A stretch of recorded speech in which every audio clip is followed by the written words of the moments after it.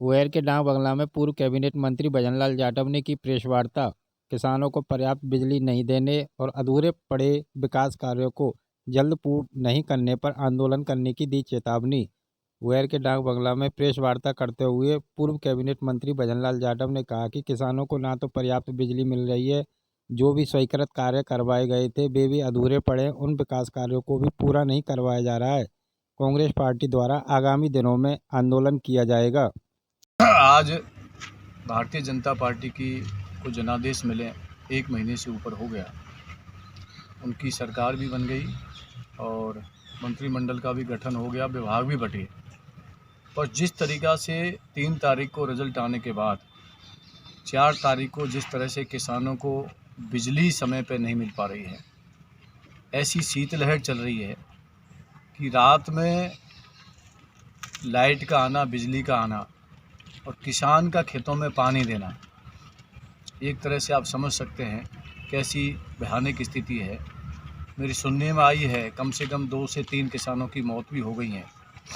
इस तरह का जो भारतीय जनता पार्टी जिस तरह से कहती थी कि कांग्रेस के राज में बिजली नहीं है, और भारतीय जनता पार्टी का रिजल्ट आते ही बिजली की व्यवस्था बिल्कुल चौपट हो गई है, किसान बिल्कुल त्राही है। और जिस तरीक़ा का यहाँ के जो विधायक हैं, जीतने के बाद जनता की सुध ले नहीं रहे हैं और उल्टा हमारे ऊपर आरोप लगा रहे हैं कि भजनलाल ने बिजली पहले पता नहीं कहाँ से जुड़वा रखी थी, कभी कहते हैं वहाँ से जुड़वा रखी थी। अरे भैया, तुम्हें नॉलेज ही नहीं है, तुम्हें पता ही नहीं है कि बिजली आती कहाँ से है। एमडी से बात करनी पड़ती है, प्रिंसिपल सेक्रेटरी से बात करनी पड़ती है, वहाँ से बिजली की सप्लाई होती है। यहाँ के अधिकारी कर्मचारियों का दोष नहीं है, तो ऊपर से ही बिजली की सप्लाई नहीं है, यहाँ बिजली कैसे मिल पाएगी। तो उनको मैं इतना कहना चाहूँगा कि वो लोग पहले या तो ट्रेनिंग ले लें कि बिजली कहाँ से मिलती है, कहाँ से नहीं मिलती है, जिससे यहाँ के किसानों को दिन में बिजली मिले। और वो कहते थे उस टाइम कि मैं भैया कोरिया हूँ, तो कोरिया जी अब थोड़ा समझ लें कि ऐसे कोरिया कहने से काम नहीं चलेगा।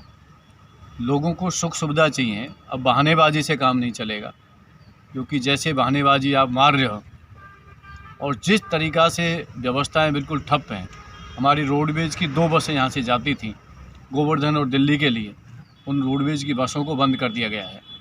और जिस तरीक़ा से हॉस्पिटल में व्यवस्था ख़राब है, पूरी व्यवस्था चरमरा गई है, गरीब लोगों पर अत्याचार हो रहे हैं, सुनने वाला कोई है नहीं। तो मैं उनको ध्यान दिलाना चाहूँगा, या तो वो अपनी व्यवस्था सुधार लें, नहीं तो फिर हम लोग इतने कमज़ोर नहीं हैं कि हम व्यवस्था नहीं सुधरवा दें। और ठीक है, आपकी बात, आप थोड़ा सा मुख्यमंत्री जी के ख़िलाफ़ हैं, आपकी सरकार में चल नहीं रही, वो हमें समझ में आ रहा है, क्योंकि आप की जो व्यवस्था है वो ठीक ढंग से वहाँ बैठ नहीं पा रही हैं। उनके आसपास के जो लोग हैं वो अभी से ही लड़ रहे हैं, झगड़ रहे हैं। कोई कहता है मेरा अधिकारी लगेगा, कोई कहेगा मेरा एसएचओ लगेगा, कोई कहता है मेरा यहाँ पर फलाना काम हो गया। लोगों को डराया जा रहा है, धमकाया जा रहा है, वसूली की जा रही है। और जिस तरीक़ा से काम बंद पड़े हैं, सड़कों के काम बंद पड़े हैं, नगर पालिका के काम बंद पड़े हैं, सड़कें बन नहीं रही हैं, वो जो बिल्डिंग स्वीकृत की हैं वो बन नहीं रही हैं।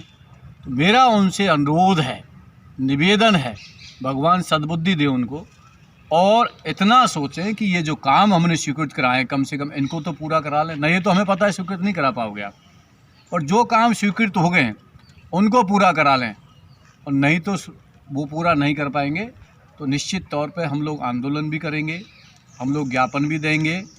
और अब होश में आके अपना काम संभालें।